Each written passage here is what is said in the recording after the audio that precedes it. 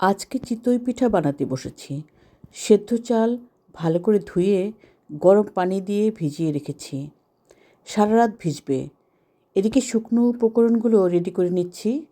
আতপ চালের কেনা গুঁড়ো নিলাম একটা বাটিতে। সামান্য একটু ময়দাও দিলাম, সামান্য চিনিও দিলাম।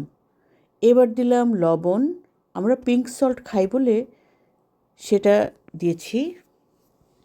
অল্প বেকিং পাউডার এবং অল্প তেল। এবার এগুলো আগে ভালো করে মিশিয়ে নিচ্ছি। এবার এতে গরম পানি দিলাম। পর্যাপ্ত পানি দিয়ে পাতলা ব্যাটার বানালাম। এবার ঢেকে সারা রাত রেখে দিচ্ছি। সকালে এসেছি পিঠা বানাতে। মিক্সির কাপে ভিজিয়ে রাখা চালগুলো দিয়ে দিলাম, সাথে দিলাম গরম পানি। হ্যান্ড ব্লেন্ডার দিয়ে পেস্ট বানিয়ে নিচ্ছি।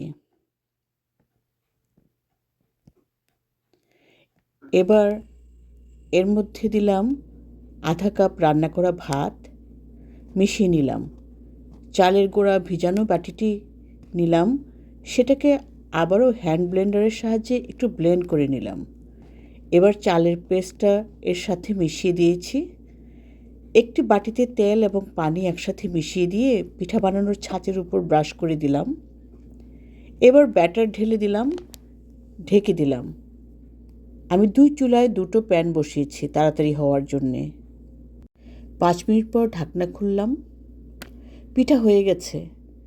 এবার পিঠা উঠিয়ে হটপটে রেখে দিলাম। এভাবে সবগুলো পিঠাই বানিয়ে ফেলেছি। আজকে পিঠার সাথে খাবো ডিম ভাজা এবং বিফ ভুনা, সাথে স্ট্রবেরিও নিয়েছি।